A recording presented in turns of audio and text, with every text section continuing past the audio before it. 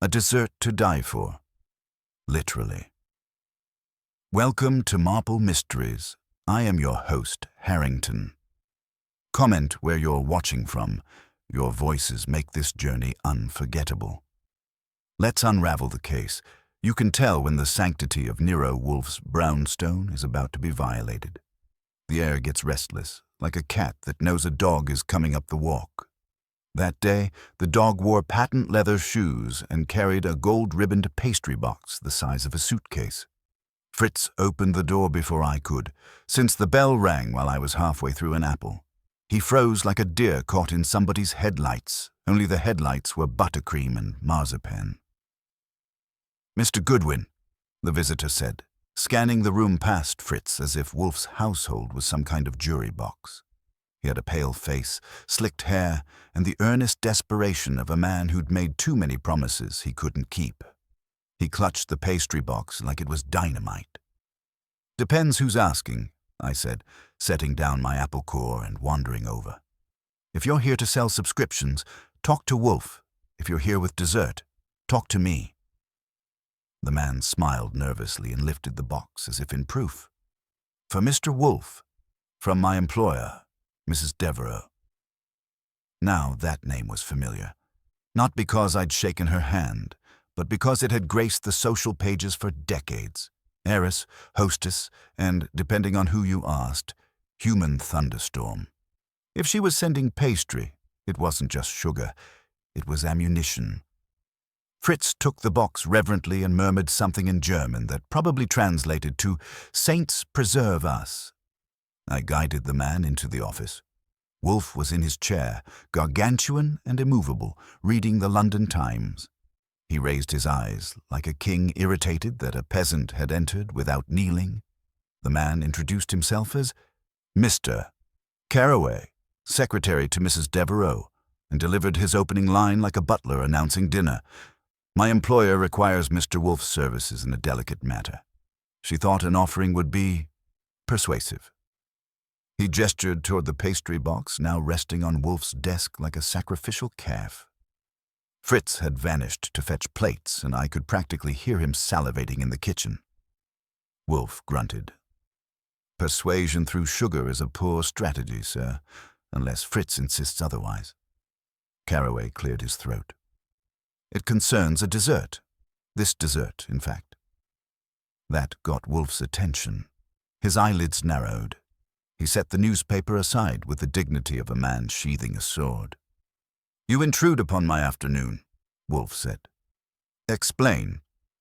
Caraway hesitated, and in that pause I got the sense we were standing on the edge of one of those little cliffs life likes to put under your feet. He finally said, "The recipe is deadly, and someone wants it gone." I don't shock easy, but I nearly choked on my own curiosity. Wolfe steepled his fingers, looking at Caraway, the way a hawk looks at a rabbit with a limp. The brownstone had been disturbed, and I knew, though Wolfe would pretend indifference for a while, that he was already deciding whether this dessert was going to be his next meal or his next case. Fritz came in with a knife and a plate, as if he'd been summoned by a bell only he could hear. He set the pastry box on Wolfe's desk with the care you reserve for relics or nitroglycerin and undid the ribbon. The hinges on Wolfe's eyebrows relaxed a notch when the lid opened. It was a low dome of chocolate glazed to a mirror, with a border of candied kumquats and a shy dusting of ground pistachio. Fritz inhaled. Wolfe did not. He was looking at Caraway. "Deadly," Wolfe repeated. "Literal or figurative?" Caraway swallowed. "Both, Mr. Wolfe. Figuratively, if the recipe is published before the gala Saturday, my employer's reputation will be ruined. Literally. Last night, a taster at the Club Montclair had a reaction. Not fatal, thank God, but severe enough to hospitalize." Fritz flinched. "Reaction? To what?" "That," Wolfe said, "is what you are here to learn. But if you mean to persuade me with confection, know that I distrust gifts that arrive before explanation." He shifted his gaze to the pastry. "You will not cut it yet." "I wouldn't dream," Fritz said, though I'll testify he had already dreamed twice. Caraway licked his lips. Mrs. Devereux calls it La Minuta Finale. It's her signature dessert for the Liberty Foundation's Centennial Gala, a secret recipe developed with her chef. Only 5 people know it in full: Mrs. Devereux, her chef Mateo Ruiz, myself, the event manager and the head pâtissier at the club. Somebody is trying to destroy it. Yesterday morning, a typed note was slipped under her door. A dessert is only sweet until the truth melts it. The same afternoon, the taster collapsed. Sloppy, Wolfe murmured. A melodramatic aphorism and a blunt instrument for pressure. Mr. Goodwin? I'm receiving, I said. Wolfe turned a fraction in his chair, which is how he leans forward. Time. 4:30, I said, checking. You've orchids at 9. He closed his eyes, not from fatigue, but to clear the screen for projections. Mr. Carraway, how was the taster selected? Randomly, from the club's staff. He volunteered. Name: Alphonse Kier. He's a bartender. And his condition? Stabilized. The doctor at St. Albans suspects a nut allergy, but Kier's record lists none. The dessert contains pistachio, yes, but it's paste, and the chef measured carefully. They always do, Mrs. Devereux insists. Insistence is not a system, Wolfe said. Was this specimen prepared in your employer's kitchen or at the club? In Mrs. Devereux's kitchen. Then I brought it, chilled, to the club. Who handled it in transit? I did. Only me. And the driver. Your driver? The club's. Our car was at maintenance. Wolfe opened his eyes. The hazel was a quiet weather that warned sailors. You are agitated, Mr. Carraway. That is either because you fear you will be blamed or because you deserve to be. Do you have a preference for which I adopt? Carraway's fingers trembled. He pressed them together hard enough to turn the knuckles white. I fear for my job, Mr. Wolfe, and for Mrs. Devereux. This gala is hers. The dessert is a tribute to her late husband. She wants the room to taste an ending. That's what she told the chef. If this fails, she will see it as a betrayal of him. That reached Wolfe, if only because sentiment declared in decent grammar rarely enters our office. He glanced at the dome for the first time as food. Fritz, he said. Yes, sir. You will refrigerate that dessert, and you will bring me a list of its ingredients as far as you can deduce from scents alone. Mr. Carraway will furnish the written recipe under seal. Carraway began. Wolfe's eyes cut to him. I will argue the point with Mrs. Devereux. You may serve as conduit. Inform her I require the full recipe and the names of every hand that has touched it, from shopping list to plating. If she declines, she may content herself with the police. Carraway stood halfway. Police? But no one has died. They seldom object to practice, Wolfe said. However, if she prefers discretion to spectacle, she will come here at 7. You mean? I mean she is to bring herself, Wolfe said, and no journalists. If she brings an entourage, I will charge accordingly. Carraway glanced at me like a drowning man spotting a pier and finding it made of soap. I walked him to the hall. While he hunted his hat on the table by the door, I gave him my version of the rules. 7 sharp. If she's late, he will enjoy a tantrum in silence. If she brings a lawyer, he will enjoy him less. Don't hand the recipe to anyone on the way. In this town, even a doorman reads. He clasped the hat. Mr. Goodwin, do you think this can be contained? Everything can be contained, I said, until it isn't. Your job is to make it easy for us to keep the lid on. When he had gone, Fritz carried the dessert to the kitchen like a baby at a christening.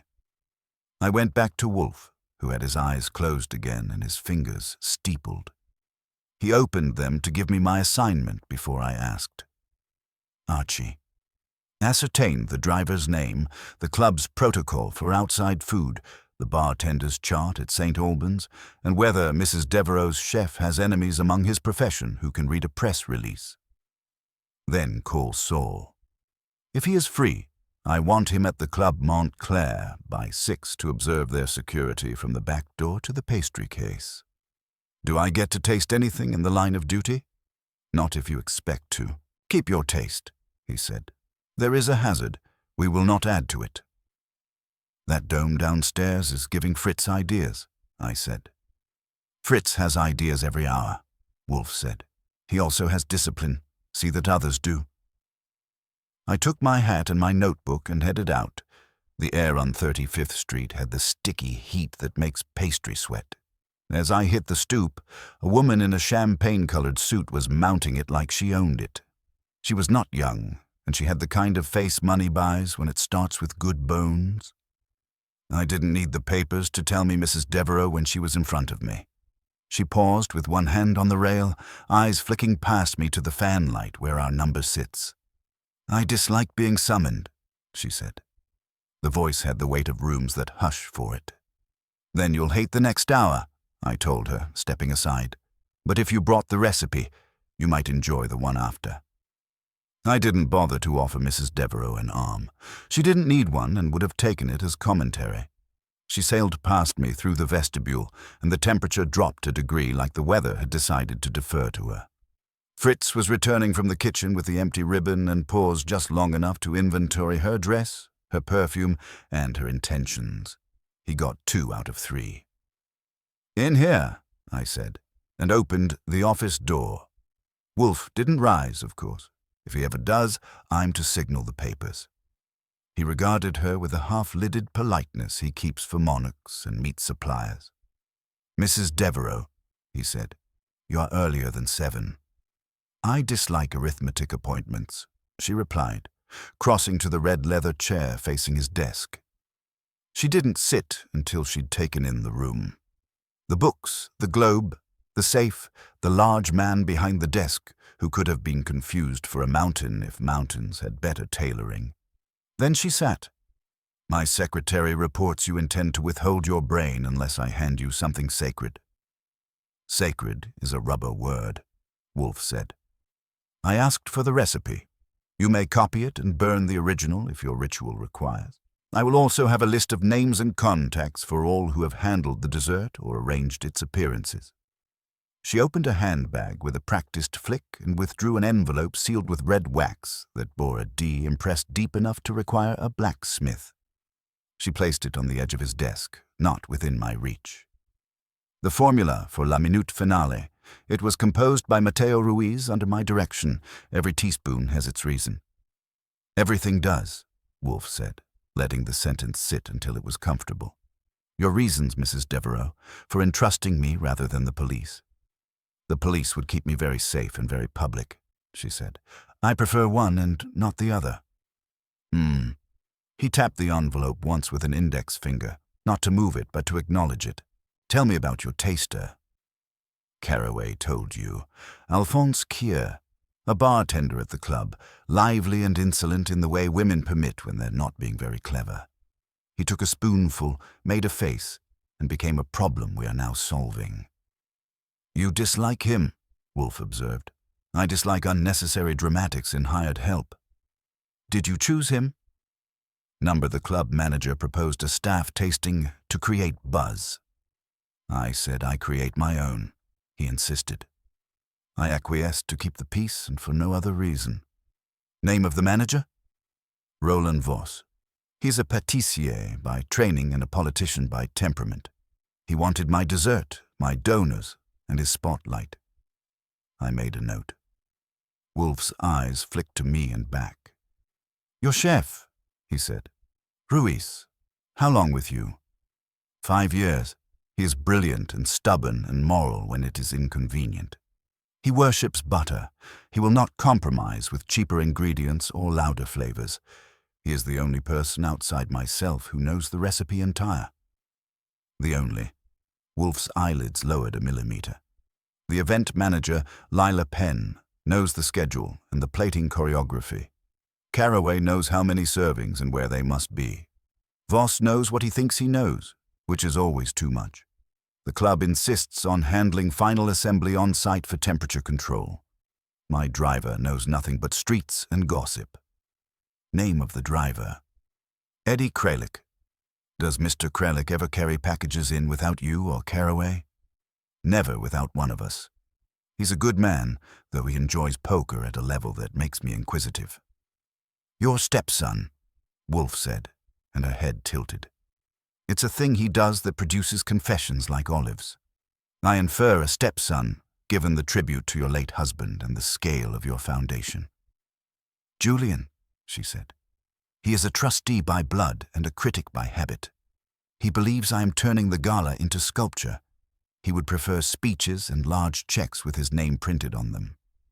Does Julian stand to gain if your dessert is ruined? Only if humiliation can be translated into influence. He is in finance. They attempt it daily. Was he present at the staff tasting? He arrived for it, uninvited. He made remarks about risk and insurance. Then he left, very pleased with his remarks. The envelope on Wolfe's desk remained a small moon with its own gravity. He didn't break the seal. He looked at me. Saul? I'll get him, I said. You also wanted St. Albans. Call first. See if Mr. Keir will accept a visitor who promises not to bring flowers. Mrs. Devereux turned to me as I went toward the phone. Mr. Goodwin, you will handle this delicately. I wear felt soles, I told her. What I can't do delicately, I do fast. She studied me an extra beat like a pianist testing a new instrument's keys. Satisfied or resigned, she faced Wolfe again. You will keep the dessert safe. I sent one here as proof of goodwill. You sent a provocation, he said, and I congratulate you. Fritz will guard it with his life and mine, which is to say, adequately. On the phone, St. Albans gave me a floor and a room and a nurse who sounded like she could repel boarders. I also got Saul, who was between assignments and not averse to pastry as a concept. He agreed to meet me at the club at 6 and to give the back of house the kind of inspection that doesn't look like one. When I hung up, Mrs. Devereux had surrendered the envelope. Wolfe had placed it on a blotter like a priest setting down scripture. He drew it nearer with one finger, then stopped, as if the act of possession concluded phase 1. Mrs. Devereux, he said, you will do 3 things. You will inform Mr. Voss that no further staff tastings will occur without my express consent. You will keep Mr. Julian Devereux away from your kitchen and your chef until I have spoken to both. And you will instruct Mr. Caraway to prepare, discreetly, a list of those whom Mr. Ruiz has offended with his integrity. Her mouth made a line that looked expensive. You have already decided the field, Mr. Wolfe. I have narrowed it to practicality, he said. Sabotage requires access, motive, and an imagination brief enough to think a hospital is leverage. You have given me candidates.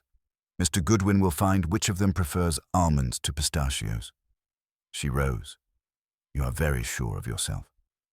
I am very sure of what I prefer, he said. It includes an ordered house. I walked her to the door. On the stoop she paused, and for the first time the armor shifted an inch.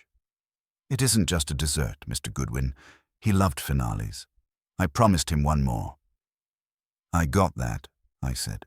We'll keep it sweet. When she was gone, I went back in. Wolfe had the envelope knife poised. He glanced at the clock, then at me. Go, he said, before the club decides to tidy its sins. I took my hat. The day had moved a notch toward evening, and the heat on the street had a glaze. If I hurried, I could catch a bartender who'd swallowed trouble and a kitchen that might be coughing up the truth. St. Albans had the kind of lobby that makes you whisper, even if you aren't guilty. I got a room number from the desk and a look from the nurse that said if I tried to smuggle in bourbon, she'd mount my head over admissions. Alphonse Keir was propped up with a newspaper in the self-pity of a man who had discovered he was mortal at an inconvenient time. He was 30-ish, fox-eyed, with the kind of tan you get from stealing other people's summers one afternoon at a time. You the flowers? He asked when I stepped in. I'm the card, I said. Archie Goodwin. I work for Nero Wolfe. He perked. The big guy. I heard about him. Eats orchids for breakfast. Only when Fritz forgets the bacon. I took the chair. Tell me about your big moment. He gave me the sequence twice, once with gestures. Staff tasting in a side room off the main kitchen at Club Montclair, 3 o'clock yesterday. A woman in a champagne suit, Mrs. Devereux, arrives with her secretary and a chef he didn't know. The club's manager makes a little speech. A dome of chocolate is revealed like a miracle. Keir gets appointed official spoon. I took a spoonful, he said. It was rich like swimming in velvet, and then, boom. He clapped his chest lightly. Throat tight, ears ringing, sweat, tongue went to sleep. I don't usually pass out for ladies, but I made an exception. You allergic to anything? Gravity and Mondays. No nuts. I drink amaretto like it's holy water. Doctor says nut reaction. Doctor says a lot of things. He also says I'll live. He eyed me. You think someone put something in it? I think somebody wanted your performance. Did you taste anything off? Bitter? Metallic? He frowned. There was a high note, perfumey. Not like almond, like orange blossoms. Only sharper, like a soprano who hates the conductor. Who handed you the spoon? Roland, the manager. Real neat guy, like a tux turned into a person. He wiped the spoon with a towel like he was baptizing it. Anybody hovering? The event lady, Penn, was it? Hovered like a helicopter. The chef stood like a statue and hated everyone. See the dessert before it was unveiled? Nope. It came out on a cart. The secretary was twitchy. The driver brought the cart in, I think. Big guy. Talks like Brooklyn, but isn't. I got him to describe faces and shoes. The shoes told me Voss wears Italian and Keir notices. He hadn't eaten anything weird earlier, and he didn't collapse for attention often. When I left, he asked if I'd tell Mrs. Devereux he felt terrible about scaring her. I said I'd pass it on and not to talk to any journalists unless they had flowers that could be verified by a botanist. The club sits on a corner that makes cabs slow down just to admire the dews. I hit it at 6 sharp. Saul was already there, leaning against a delivery arch like it was his living room. If Saul Panzer ever needs to pass as heir, he can. The alley glanced off him and went on its way. Back door's a rumor, he said softly. Camera over the loading bay is operational, but pointed at the wrong century. 2 smokers out back who know more than they're paid to. Kitchen? Busy. They're expecting you. Voss sent word. He's the sort who thinks advance notice is an advantage. We went inside past crates and the scent of thyme. The back corridor had the width of a conscience. The kitchen was a steely amphitheater, hot and loud. Voss materialized near the pastry station as if conjured by a spotlight, compact and polished, grey at the temples and stainless at the smile. Mr. Goodwin, he said, offering a clean hand and an even cleaner welcome. Mrs. Devereux's envoy. How may we reassure you? You can start with telling me who brings in outside product and who touches it first. We have a protocol, he said, and it sounded like capital letters. All perishables enter via receiving, get logged, temp-checked, and escorted. Outside dishes for private clients are held in the auxiliary fridge and plated by our patisserie team. We respect artistry. Do you respect recipes? He smiled like a man who plants flags on desserts. We respect outcomes. That was honest enough to note. He walked me through the stations, narrating like a docent. At pastry, a young woman with arms like a ballerina and focus like a surgeon was tempering chocolate. Tess, he said, my head pâtissier. He didn't say the one who knows her job better than I do, but it vibrated in the air anyway. I asked about yesterday's tasting. Tess didn't look up from her bowl. We didn't prep it, she said. It arrived finished. I saw it for the first time when Roland wheeled it in. It was beautiful. Who put the spoon in Keir's hand? I handed Roland a clean one, she said. He wiped it anyway. That's what managers do when they don't trust anyone but TV. Voss pretended not to hear. I poked around the auxiliary fridge. Shelves labelled with tape and neat block letters. A ledger hung on a nail. Times in, times out. Yesterday's line for a Devereux item had 2 initials I didn't know. EK 2:18 p.m., RV 2:42 p.m. Voss saw me look. Eddie Kralik is Mrs. Devereux's driver, he said lightly. He rolled it in. I checked the temp. Mind if I keep the ledger page? He minded, but couldn't think of a polite way to express it that didn't sound like obstruction. I took a phone shot instead. On a nearby shelf sat a lineup of liqueur bottles. Amaretto, Kirsch, orange blossom water. The orange blossom water's cap showed a scuff, as if somebody with more enthusiasm than grip had forced it open. I didn't touch it. Saul, drifting, registered the same detail without moving his eyes. Where can I find the event manager? I asked. In the ballroom, bargaining with chairs, Voss said. Lila Penn. And the chef? Ruiz. Voss's smile cooled. In her kitchen, I presume. She guards him like a dragon over gold. He hesitated, calculating, then added, I offered to consult. She declined. We left him to his domain. In the hallway, Saul murmured, 2 things. The smokers say Keir bragged he could taste any lady's secret and get paid for it. Also, a man asked about the back alarm schedule around 1 o'clock. Tall, cufflinks, stock market haircut. Julian, I said, or a man who buys his haircuts at the same store. I checked my watch. If I hustled, I could catch Lila Penn before she made the chairs cry. You plant anything? Only my feet, Saul said. But the orange blossom cap? New nickname. Either enthusiasm or a switch. Your call. It's going to be mine, I said. Meet me after I aggravate an event manager. He faded. I crossed to the ballroom where a woman in navy with a clipboard was instructing a platoon of round tables in how to be more oval. Lila Penn looked like she slept in lists. She saw me coming and assessed me as an interruption she might use. If you're selling confidence, she said, I already bought it this morning and it's back-ordered. I'm renting, I said. Archie Goodwin, Wolfe's office. We're auditing desserts. Her mouth twitched. Of course we are. She tucked the clipboard under her arm. You want to know who hates Mrs. Devereux enough to foul her finale. Make a shorter list. Who doesn't? She led me to a quieter corner. Start with men who don't like women who build things. Then add chefs who don't like being told which note is the last. Then add family. Julian, she said, tasting the name like a lemon. He doesn't sabotage. He arranges. If this blows up, he gets to arrange more. Were you at the tasting? I was everywhere. She tilted her head. And I saw something you'll like. After the collapse, Roland had the spoon. He slipped it into his pocket before he shouted for a doctor. Then he handed that same pocket to the laundry and swore he never saw a spoon. Pocket laundry is a savage, I said.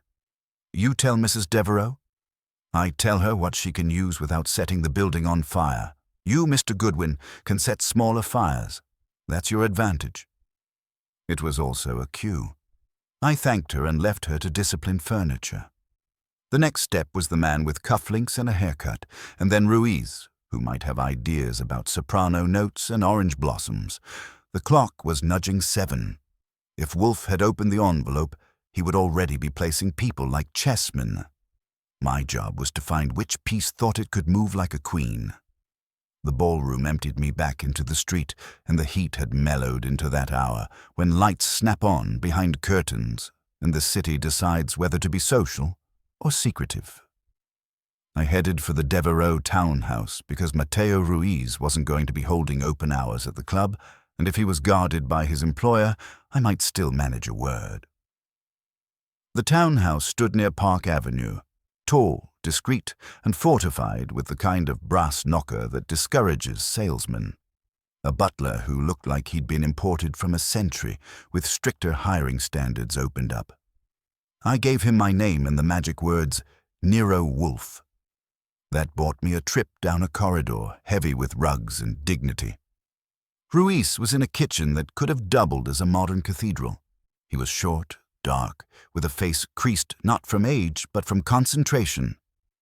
His sleeves were rolled, his fingers dusted with flour as if he'd been baptizing dough. He didn't offer me a seat. I took one anyway at the edge of a counter. "I know who you are," he said in a voice with sand in it. The secretary called. "Then you know I'm here about your masterpiece," I said. And about the encore it almost didn't get.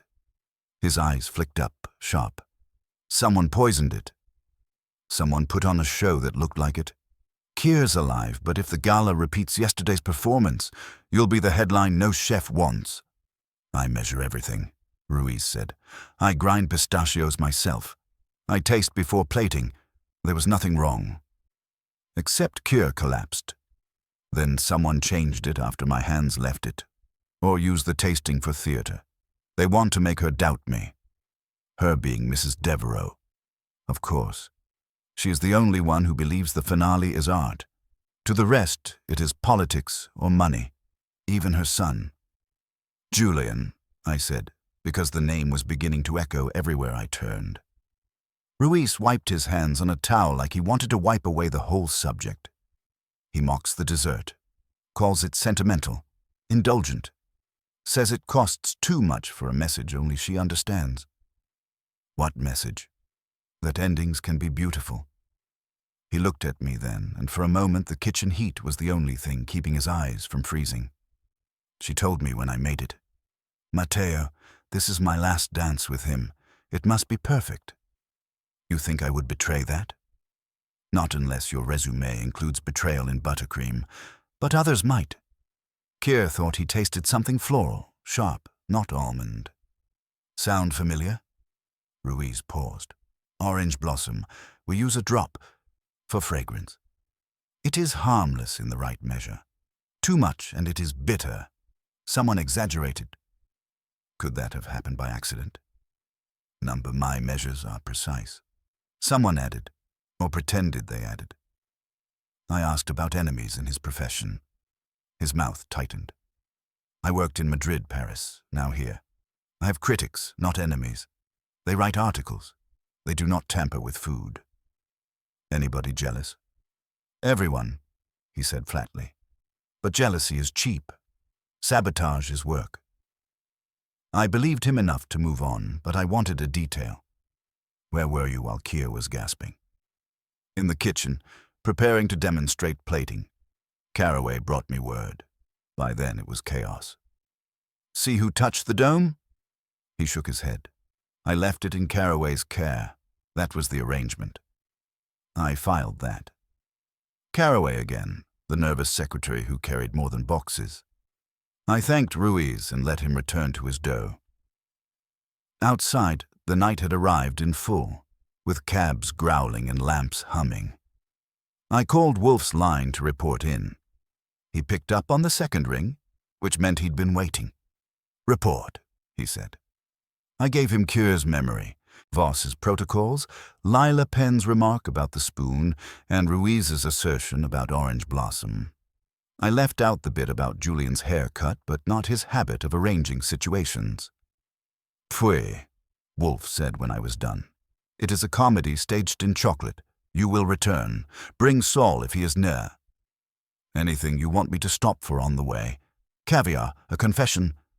"You will stop for nothing. Mrs. Devereux will arrive shortly with her progeny, and I require coherence. Hurry."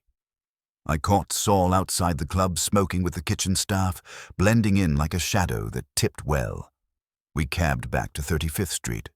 Inside, the air was cool and solemn, and Wolfe was in his chair, the envelope with the recipe now slit open, the sheets arranged in front of him like a coronation. "You have seen Ruiz," he said.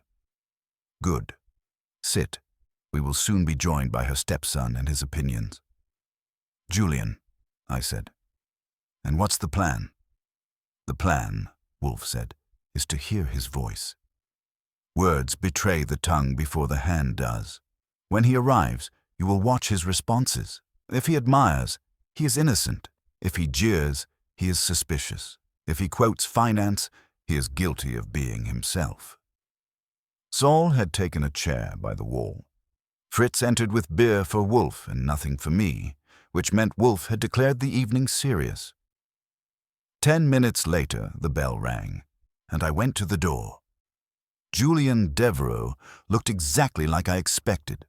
Tall, neat, with cufflinks that had cost him less than the haircut, but did more work. He gave me a smile, like a man giving charity to a stranger, and followed me into the office. "My mother insists," he said, taking the seat opposite Wolfe. "I'm here to humor her." "An admirable filial trait," Wolfe said. "I require your account of yesterday's tasting." Julian leaned back, crossing his legs like he was showing them off for appraisal. A farce. I told her in advance this was inevitable. Ruin invites itself when you treat a fundraiser as theater. "And when the taster collapsed?" Wolfe prompted. Julian smiled faintly. It proved my point. Risk makes a better speech than sugar. That was enough to put a crease in Wolfe's brow. He didn't answer immediately, and in the silence the case grew another layer. Wolfe finally said, "Thank you, Mr. Devereux. You have just given me an answer you did not intend." Julian didn't ask which answer. He assumed any answer involving him would be incorrect. He adjusted a cufflink and let the silence admire him. Wolfe let it too until the bell rang again. I went for the door and found Mrs. Devereux with Caraway in tow, hatless and damp like a man who had been wrung out by a meeting and put back on. She came in with her usual microclimate. He came in with apology. "Mr. Wolfe," she said, not wasting the nod she gave him, "you have my son." "For the moment," Wolfe said. "Be seated, Mrs. Devereux. Mr. Caraway, you may sit if you can do it without fidgeting." We rearranged chairs. Saul faded back into his shadow. I closed the door and stood where I could watch all four of them without turning my head too much. Wolfe had the recipe sheets fanned on the desk like a trick he wasn't going to perform yet.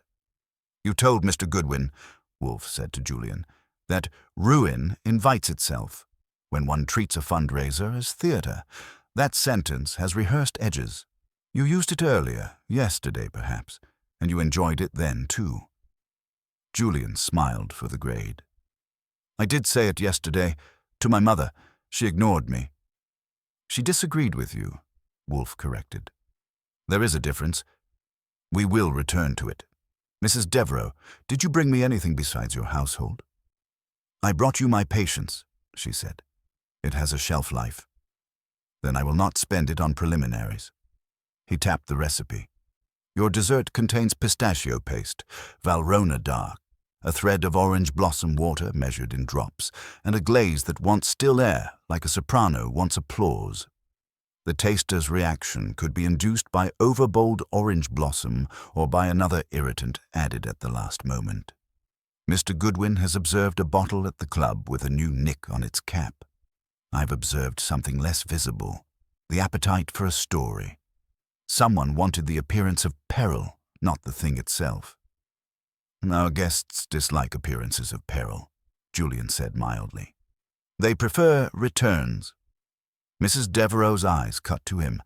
"Our guests, Julian, will be fine. The dessert will be perfect." "Will," Wolfe said softly. A sturdy future tense. "Mr. Caraway, did you accompany your employer's dessert yesterday from kitchen to club?" "Yes," he said quickly. "Of course. Did you ever leave it unattended?" "No." He lifted his chin. "Not for a second." "Then you have achieved what governments have not," Wolfe said dryly. "Good. That simplifies nothing." He shifted his eyes to me. "Archie, Fritz." I didn't have to call. Fritz was already in the doorway, drawn by the same magnet that pulls him to any sentence with dessert in its predicate. "Yes, sir?" "The dome in our refrigerator," Wolfe said. "You have checked its seal?" "Twice. It is intact." "Check it again now," Wolfe said. "And bring me the storage ledger from the pantry." Fritz vanished. Julian watched the door close the way a cat watches a mouse hole. No interest unless something moves. Caraway swallowed. Mrs. Devereux sat like a woman under oath who has chosen her words ahead of time. "I will tell you what I told Mr. Goodwin," Wolfe said. "This is a comedy staged in chocolate. A note, a collapse, a rumor. Something will have to trespass in order to be believed. It will not be dramatic. It will be small and nasty and close to home." He was right on schedule. From the hall came the soft clink of a plate contacting a counter too soon, and then Fritz's voice, controlled and therefore alarming. I was out of the office and down the hall in 3 long strides. In the kitchen, Fritz held the open refrigerator door with one hand and a shallow intake of breath with the other. The dome sat on a shelf like a visiting dignitary, but its mirror glaze, yesterday perfect, showed a mark the size and shape of an impatient thumb at the rim where the kumquat border began. It was almost nothing, a ripple where there should be glass. "I did not do that," Fritz said, in case I had suddenly decided to accuse him of clumsiness and treason. "It was smooth when I checked at 6, and—" He leaned slightly and sniffed, his nose as precise as a chemist's. "The orange blossom is stronger. Anyone been in here since 6? "Only me," Fritz said, "unless a ghost came in for a nibble." "Where's the pantry ledger?" "On the counter," he said, indicating it. The page for today had my initials when I'd watched him stow it, and now a new pencil line in a smaller hand. "Check 655, C. No one in this house has a surname that begins with C, professionally." "Caraway," I said, and felt the temperature of my evening drop. "He asked you for anything?" "He asked where the washroom was," Fritz said. I pointed down the hall. "And the hall goes past here," I said, which he knew. He gave me a look that said he also knew how to use a rolling pin as a weapon if needed. I shut the fridge and brought the ledger and the news back to the office with my stride adjusted to neutral. Wolfe took the book, read the notation, and didn't change expression. He turned his head a notch.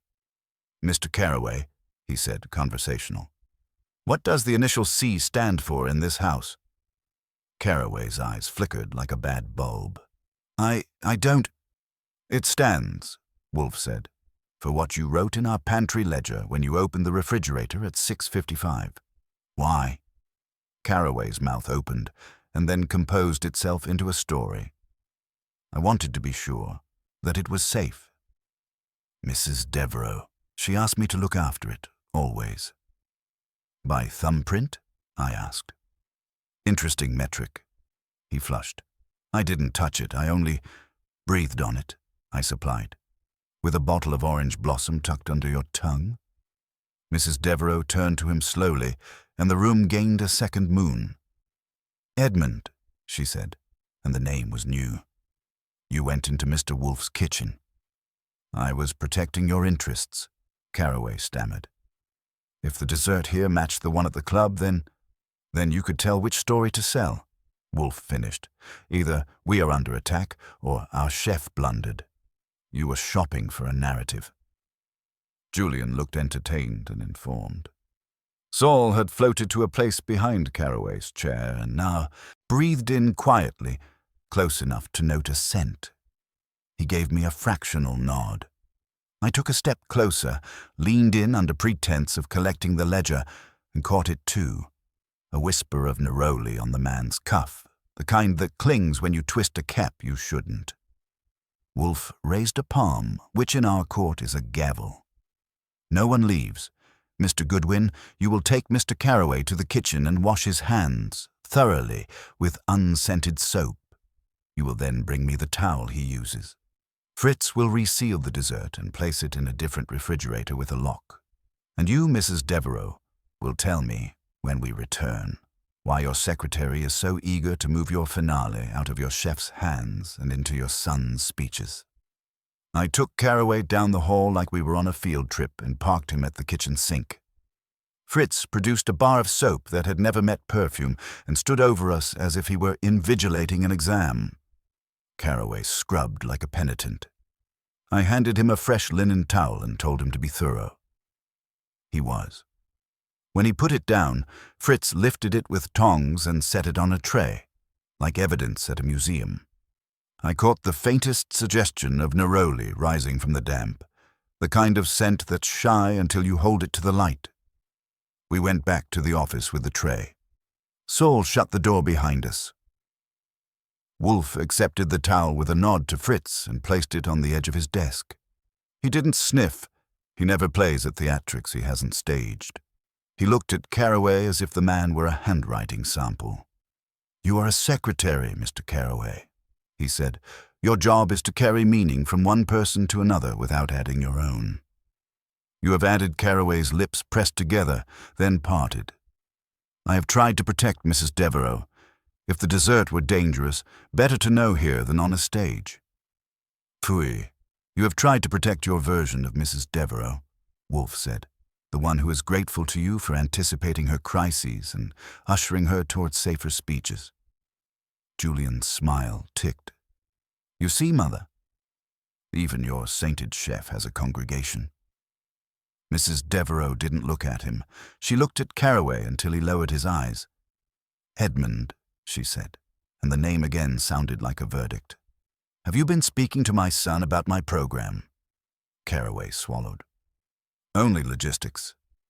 "Which is the name cowards give to sabotage," she said, and then shut the door on anything else she might say with a breath. The bell rang again. This time, when I opened the door, it was a big man in a driver's cap, hat in hand, apology already loaded. Eddie Kralik. He saw me, then the office over my shoulder, and straight into his full Brooklyn that wasn't. "Mrs. D texted me to wait out front," he said, "but Mr. Julian told me to check if you needed me." 2 shepherds for 1 sheep. I brought him in. He took the chair I pointed at and sat with his knees together and his hands flat like a man trying not to leave fingerprints on air. "You ferried the dessert yesterday," I said. "Tell me anything that wasn't ordinary." He thought. "I picked it up at the house. Mr. Carraway rode with. We had to switch to the club car halfway. Ours had a battery light. At the curb, Mr. Voss came out to help with the door like he was a bellhop. He looked at the box as if it was jewelry." "Did the box open in transit?" "No, sir." He frowned. "Except, well, at the light on 57th, Mr. Carraway asked me for a second. He said the corners might need checking, condensation or something. He unlatched, peeked, closed. Took 2 beats. I figured he knows better than me about pastry."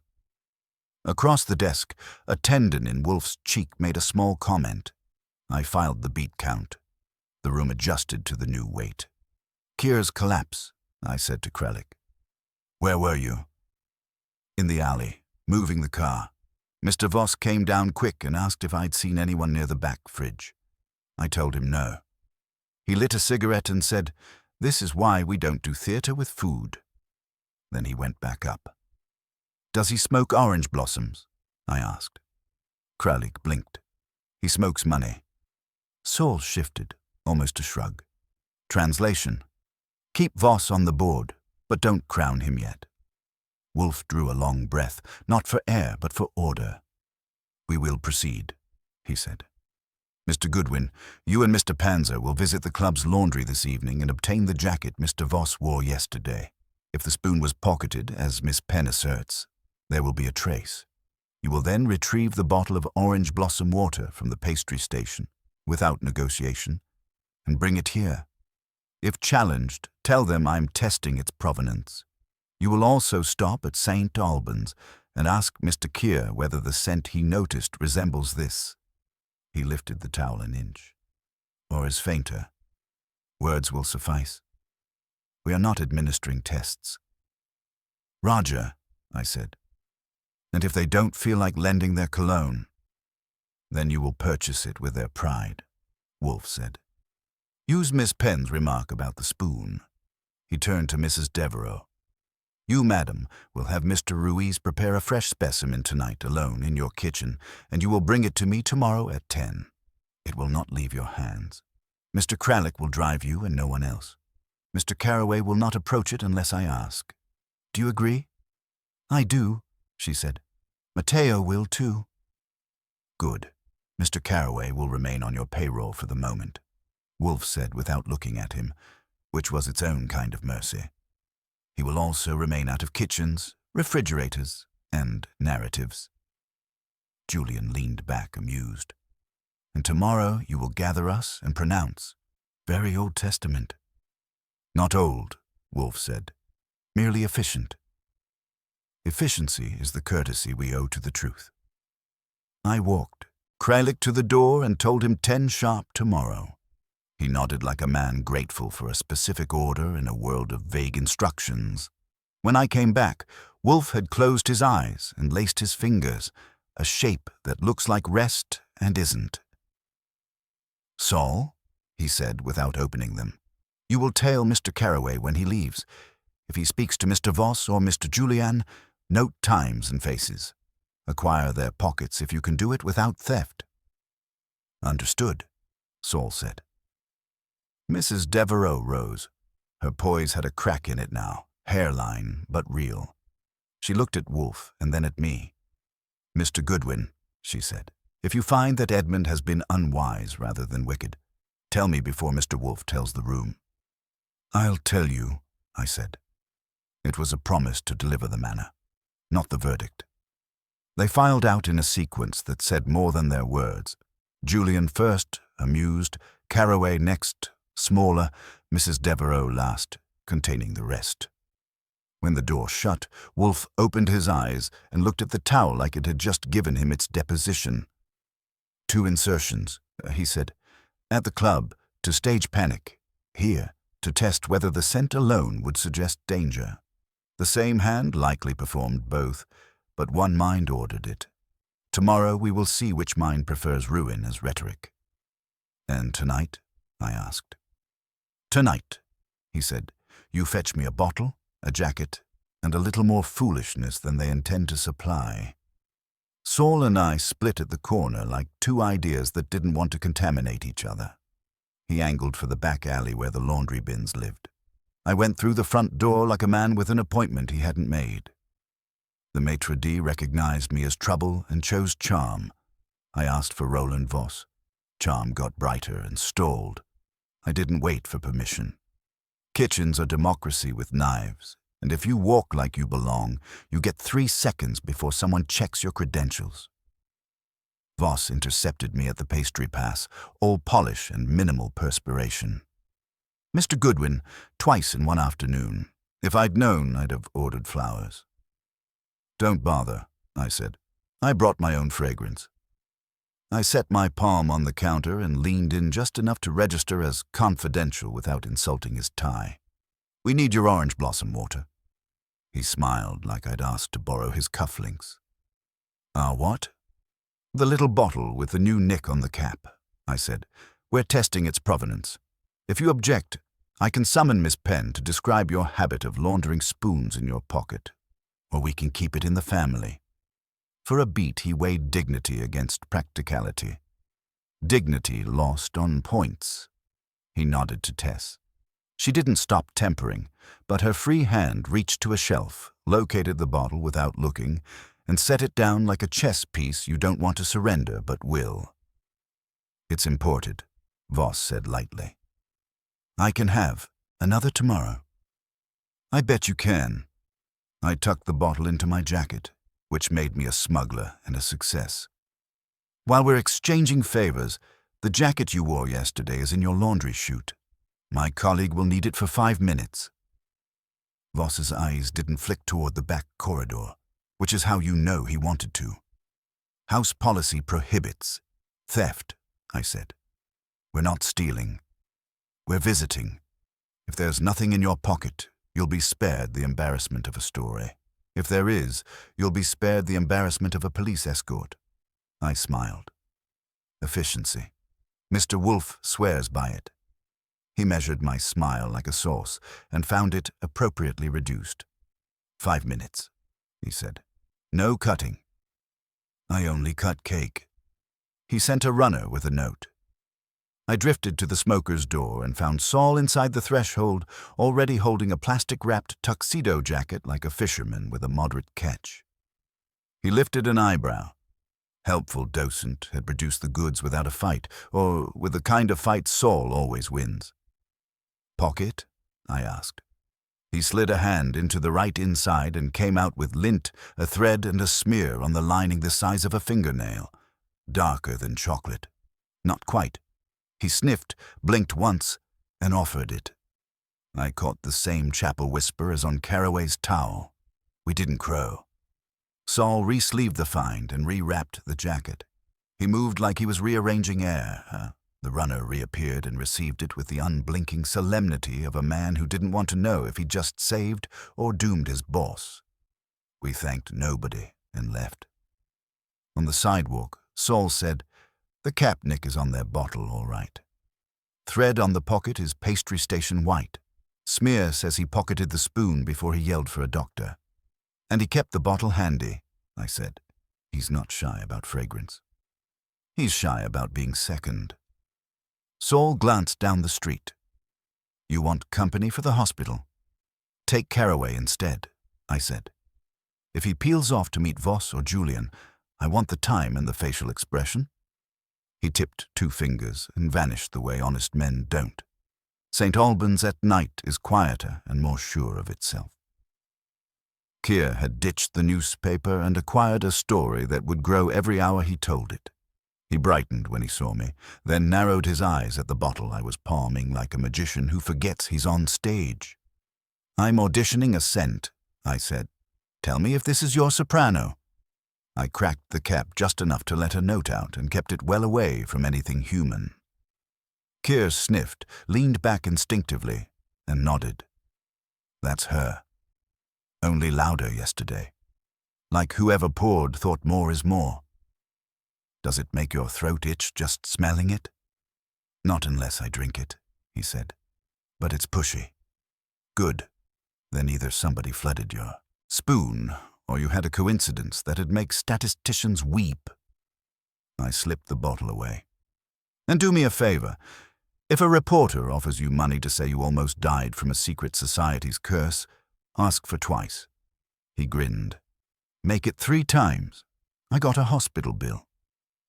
I left him to his mortality and headed home. The brownstone's windows had that steady glow Wolfe likes when the world insists on being flimsy.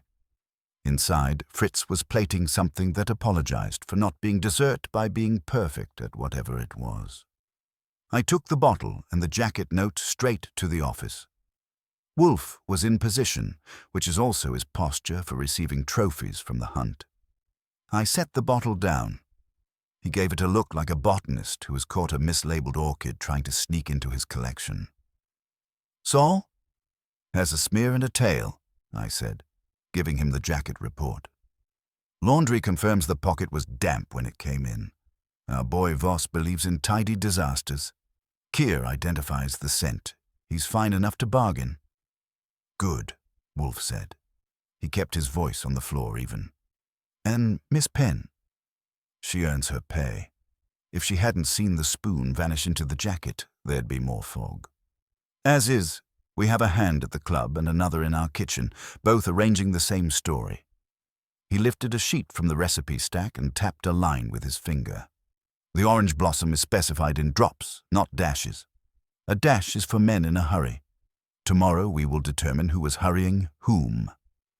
I hadn't asked the question forming, but he answered it anyway. "Yes, Archie. Voss pocketed a spoon and curated drama. That does not make him the mind.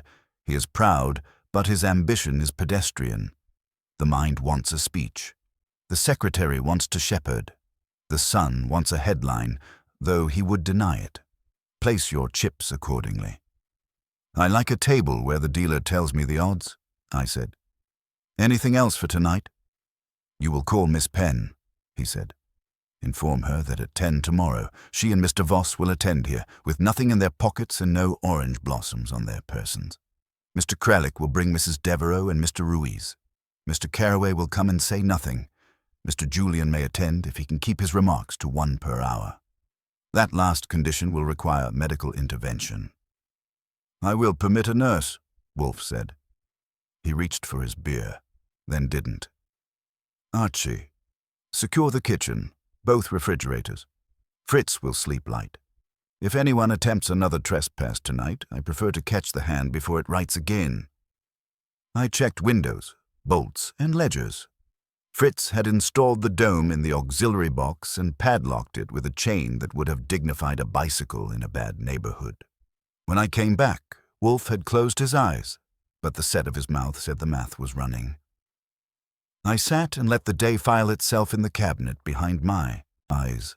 The brownstone settled. Outside, the city chose secretive. In the morning, we'd invite it in. Morning in the brownstone is quiet on purpose. Fritz let me have coffee and an omelette that forgave my schedule. Wolfe came down from the orchids on time, which for him is as dramatic as a drum roll. At 9:50, Kralik texted from the curb, and at 10 on the dot, he ushered in Mrs. Devereaux and Mateo Ruiz, carrying a chilled box like a reliquary. Behind them came Lila Penn with a clipboard, Roland Voss with a face polished enough to signal ships, and Tess with her hands empty and clean. Julian arrived not with them but adjacent, as if to announce he was technically part of this party, but not emotionally invested in its outcome. Caraway was last, grey around the edges. Saul had arrived earlier and taken his shadow. Wolfe had rearranged the office for his kind of theatre. Extra chairs and a horseshoe facing his desk. Nothing between him and the door, the recipe sheets in front of him like a deck he intended to stack. He greeted them without rising and without warmth. You will all be seated. You will speak when addressed. You will place your phones on the table in front of you and forget them. Mr. Voss, empty your pockets onto the side table. No spoons. Voss gave a thin smile and complied. Coins, a key card, a pen, dignity. Tess folded herself into a chair and became still. Lila set her clipboard on her lap and looked ready to sign for any truth that arrived. Kralik eased the box into Fritz's hands and backed away like a man who knows how to leave a room without taking air with him. Mr. Ruiz, Wolfe said, your fresh specimen will remain uncut. It will be locked in my kitchen until we are done. Does your own bottle of orange blossom water remain in your house? Yes, Ruiz said. Sealed. Good. Wolfe indicated the bottle I had liberated from the club, which sat on a tray. This, Mr. Voss, is yours? It belongs to the club, Voss corrected smoothly. But yes, it is from our station. You acquired it when? 3 weeks ago. By what vendor? Del Sol Imports. Wolfe shot me a glance. I read the label out loud, which was not Del Sol. It was a Tunisian brand, heavier in scent and cheaper in quality. Voss's smile didn't blink, but the corners noticed. Our purchasing happens through Central. Perhaps a substitution. Perhaps, Wolfe said. He turned his head a fraction. Fritz. Fritz stepped in with a tray of water glasses and 2 linen squares. Wolfe never sniffs bottles, but he knows a nose when he keeps one. Fritz uncapped our exhibit at arm's length, let the air above the glass drink a drop, and then capped it again. He stood with the glass a foot from his face, eyes half closed, then nodded once. Stronger, bitter at the edge. Would that alone make a healthy man collapse? Wolfe asked. Not unless he drinks. But it is forceful. It could incite a panic if one were prepared to panic. Thank you. Wolfe turned the desk into a lectern. We will proceed by increments. Something was added at the club to induce the appearance of peril. Mr. Voss, you pocketed the tasting spoon. There is a residue on your jacket lining and a thread in a white typical of your station. Miss Penn observed the act. You will admit it now to save my time. Voss tilted his head, as if conceding a point in a game he had expected to win later. I took the spoon. It seemed prudent to control chain of evidence. You put it in your pocket before you called for help, Wolfe said. Prudence generally runs in the other direction. But we are agreed. You curated panic. Why? Voss's mouth considered its options. Because Mrs. Devereaux insists on theatre with food and I abhor it. I wanted to keep the narrative narrow. A staffer overreacted. Management contained it. The gala proceeds under professional oversight. Yours, Wolfe said. My team's. Wolfe dismissed him with a blink and swung to Caraway. You trespassed in my kitchen last night and thumbed a glaze. You did not do it to harm anyone. You did it to decide which story to champion when you spoke to your employer this morning. If there was no floral accent here, you would press Chef Ruiz as culprit of an inconsistency. If there was, you would press the club as saboteur. In either case, you remained central. You will admit that. Yes, Caraway said, the word pulled out of him like a splinter. I wanted to advise. You wanted to steer, Wolfe said, and steering is not your job.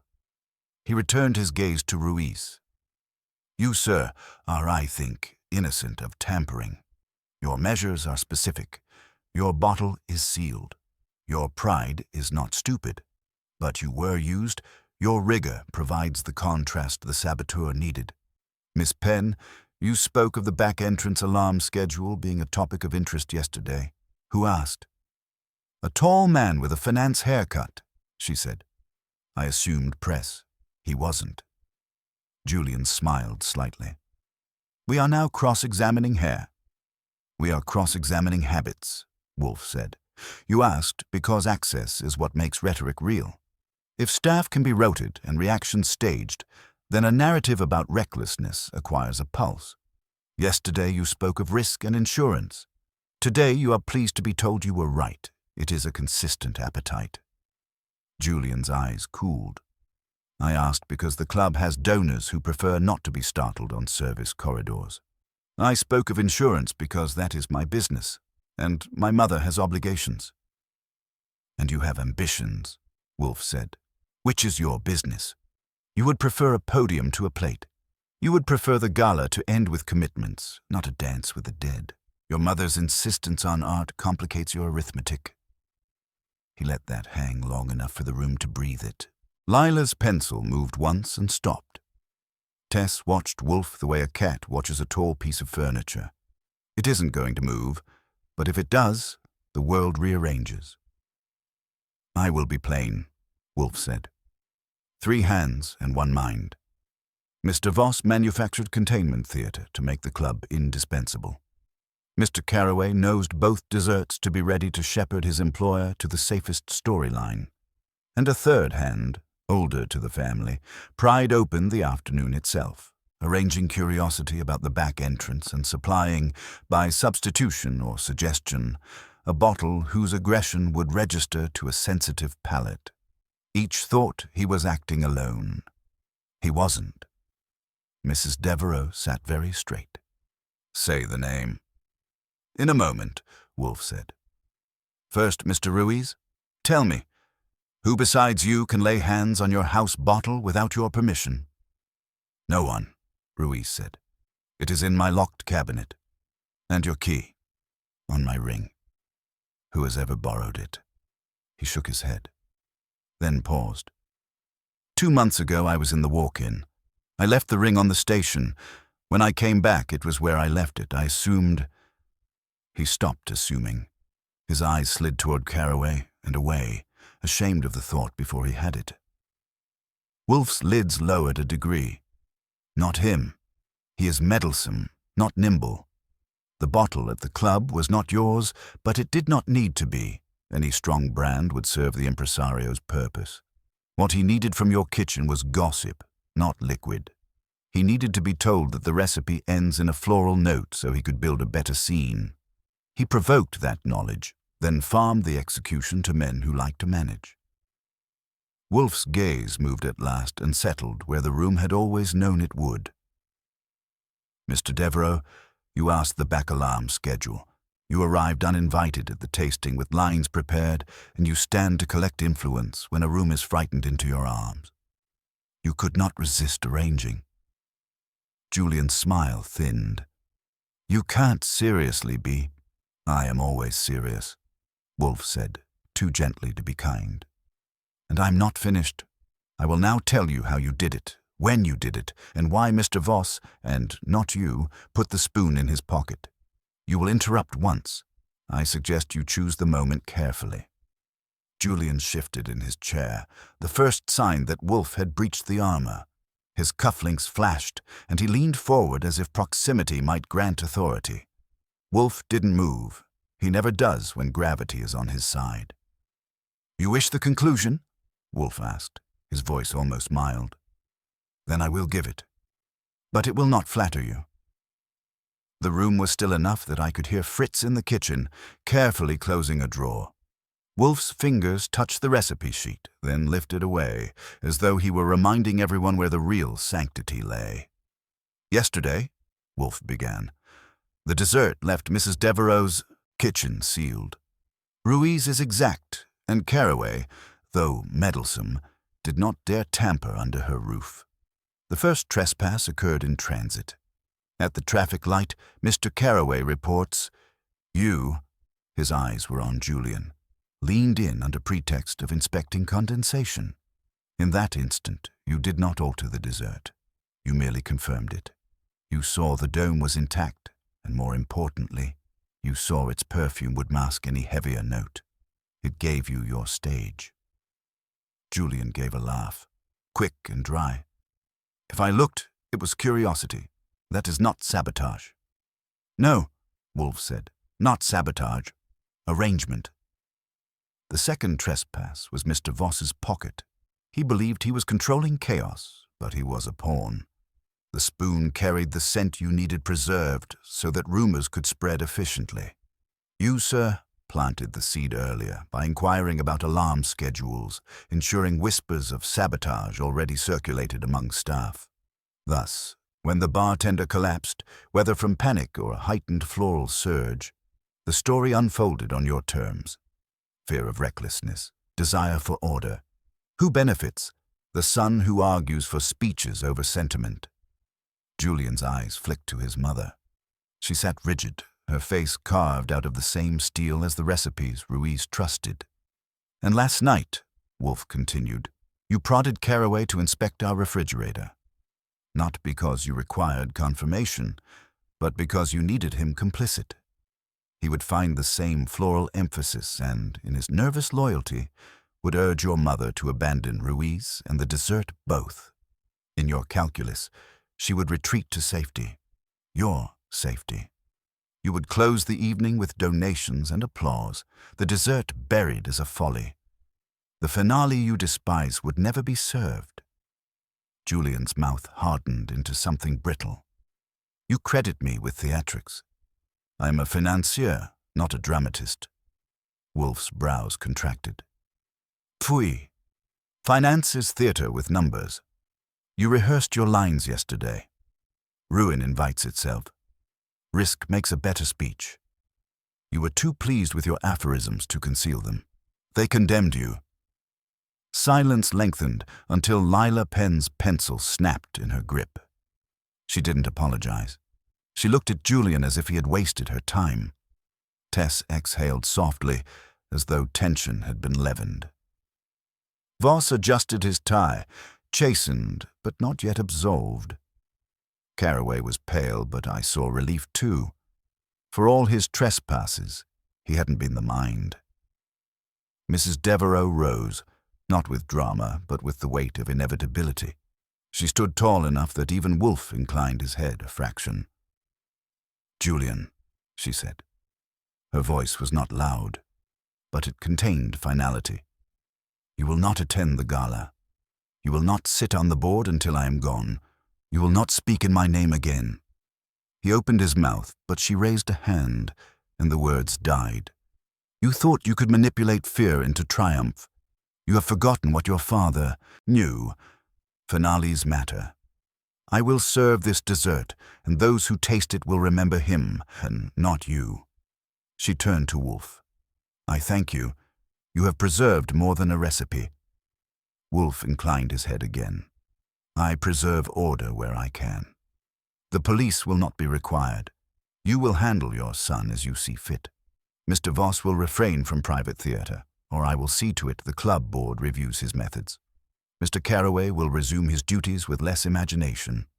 Ruiz will prepare his finale, intact." Julian stood abruptly, but Saul had shifted his weight near the door. Julian saw it, measured it, and chose not to move forward. He left without a word, cufflinks flashing once more like the last echo of a failed performance. The others dispersed in a hush of gratitude and embarrassment. Ruiz carried his box back out, guarded like an heirloom. Mrs. Devereux did not look back at her son waiting on the curb. Caraway followed, subdued. Voss kept his dignity in a tight line, and Tess walked with him, calm as a metronome. Lila Penn was last. She met my eyes and said, "You were right about smaller fires." Then she left. When the door closed and the house regained its balance, Wolfe leaned back and exhaled through his nose. "The human appetite for influence," he said, "is more dangerous than pistachio. It corrupts sons, it tempts secretaries, it encourages managers to play conjurer. And yet it fails, because vanity cannot keep quiet." He reached for his beer. Fritz entered with the tray as if he had been waiting for the cue. Wolfe lifted his glass, sipped, and let the silence resume its reign. I said, "You know, if I'd thumbed a glaze and left a print, you'd have charged me treason." "You would not thumb a glaze," Wolfe said. "You would taste it. That is a different betrayal." I grinned. "So the gala's back on? The finale survives, and the only doom is Julian's dinner invitation." "Doom is dessert," Wolfe murmured, "when one confuses legacy with control." He closed his eyes. "Archie, note that sentence. It is my comment." And just like that, the case ended, and the brownstone returned to silence, except for Fritz humming in the kitchen, planning what to serve for lunch that would not, under any circumstances, involve orange blossoms.